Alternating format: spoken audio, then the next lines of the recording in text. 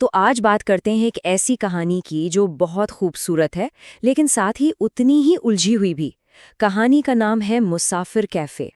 ये कहानी पता है शुरू से शुरू ही नहीं होती। इसकी शुरुआत होती है इस एक सवाल से। सोचिए, दो लोग हैं, चंदर और सुधा। 10 साल की लंबी खामोशी के बाद मिल रहे हैं और उनके बीच बस ये एक सवाल तैर रहा है। तो जगह है मसूरी और यहाँ है मुसाफिर कैफे, जिसे चंदर ने अपनी एक अलग ही दुनिया बना लिया है। और फिर अचानक वहाँ सुधा आ जाती है।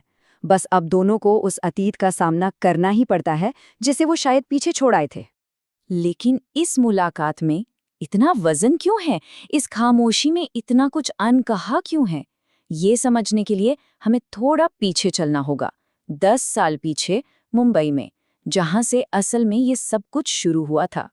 तो मुंबई में चंदर और सुधा, देखिए, वो सिर्फ साथ नहीं रहते थे, उनकी एक अपनी ही दुनिया थी। मतलब खर्चे बांटना, घर के काम करना, गहरी गहरी फिलॉसफिकल बातें, फैशन स्ट्रीट पर शॉपिंग से लेकर एक बहुत ही गहरा इमोशनल और फिजिकल कनेक्शन, सब कुछ था। एक ऐसा रिश्ता जो उस वक्त तो लगता था कि कभी टूट ही नहीं सकता। और यहीं पर उनके रिश्ते का जो सबसे बड़ा टकराव था, वो सामने आता है, शादी। चंदर के लिए शादी रिश्ते को बनाए रखने का एक जरिया थी, एक लॉजिकल स्टेप, परिवार के लिए जरूरी। लेकिन सुधा, उसके लिए शादी एक सामाजिक जाल था, एक पिंजरा। उसे डर था कि शादी करते ही प्यार बोरिंग हो जाएगा, रिश्ते की आज़ादी ही खत्म हो जाएगी। सुधा का सवाल बहुत सीधा था और शायद बहुत जायज़ भी। वो पूछती थी, शादी के बाद क्या बदल जाएगा? क्या मैं तुमसे अलग तरह से बात करने लगूंगी? बोलूंगी तो ऐसे ही ना जैसे अभी बोल रही हूं? उसका पॉइंट सिंपल था कि कोई कागज का टुकड़ा उनके रिश्ते को और गहरा कैसे बना सकता है, जो पहले से ही इतना गहरा है। और ये जो बहस थी ना, ये सिर्फ बातों तक ही नहीं रही। जल्द ही ये एक असल जिंदगी के संकट में बदल गई, एक ऐसी सच्चाई जिसने सब कुछ बदल कर रख दिया। सुधा प्रेग्नेंट थी। तो फिर क्या हुआ? देखिए कैसे कुछ ही महीनों में सब बिखर गया। पहले महीने सुधा बताती है कि वो प्रेग्नेंट है और उसे बच्चा चाहिए, पर शादी नहीं। अगले महीने तक उनके झगड़े इतने बढ़ जाते हैं कि कोई रास्ता नहीं दिखता। तीसरे महीने चंदर नौकरी से इस्तीफा देकर मुंबई छोड़ने का फैसला कर लेता है। और फिर चौथे महीने सुधा चंदर को फोन करती है और एक झूठ बोलती है, एक ऐसा झूठ जो उसने चंदर को आजाद करने के लिए बोला था। बस ये शब्द थे, मैंने पहले भी कहा था कि तुम फ्री हो। इन शब्दों के साथ सुधा ने चंदर को खुद से हमेशा के लिए दूर कर दिया। शायद उसे लगा कि चंदर को अपनी जिंदगी बनाने के लिए एक बिल्कुल क्लीन ब्रेक की जरूरत है और इसके लिए ये झूठ जरूरी था। तो चंदर मुंबई छोड़ देता है।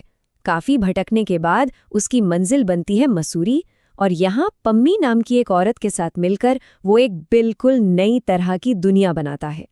और ये जगह थी मुसाफिर कैफे। पर ये कोई आम कैफे नहीं था, ये एक घर था मुसाफिरों के लिए।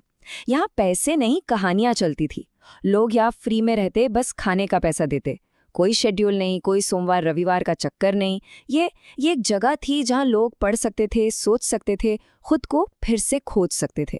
असल में ये कैफे चंदर की उस जिंदगी से भागने का जवाब था जिसमें वो मुंबई में खुद को फंसा हुआ महसूस कर रहा था। चलिए अब वापस आते हैं आज के दिन पर।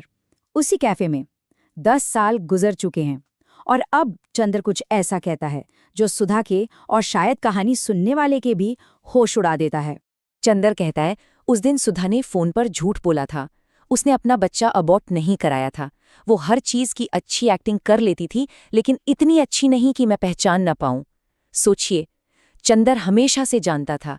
वो जानता था कि सुधा ने झूठ बोला था, कि ये एक बहुत बड़ा बलिदान था।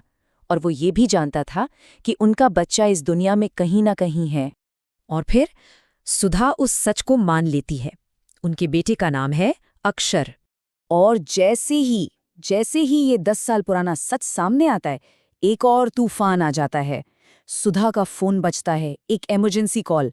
पता चलता है कि अक्षर को बोर्डिंग स्कूल में किसी बच्चे ने धक्का दे दिया है और उसके पैर में फ्रैक्चर है।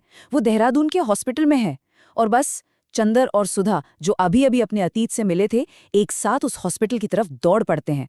एक ही पल में वो माता पिता बन जाते हैं। अब ऐसा लगता है कि शायद ये संकट उन्हें फिर से एक कर देगा, शायद एक पारंपरिक परिवार की तरह। लेकिन नहीं, ये कहानी उन्हें एक बिल्कुल ही अलग रास्ते पर ले जाती है। एक ऐसा रास्ता जो अनोखा है और शायद उनकी सच्चाई के ज्यादा करीब है। तो उनका समाधान क्या है? देखिए, वो एक नया परिवार बनाते हैं, लेकिन अपनी शर्तों पर। चंदर मसूरी में रहता है, अपना कैफे चलाता है। सुधा, जो मुंबई में एक कामयाब वकील है, साल के 3 महीने मसूरी में रहती है। उनका बेटा अक्षर इन दोनों दुनियाओं के बीच अपना वक्त बिताता है। और पम्मी, चंदर की पार्टनर, वो अक्षर के लिए बड़ी मम्मी जैसी है।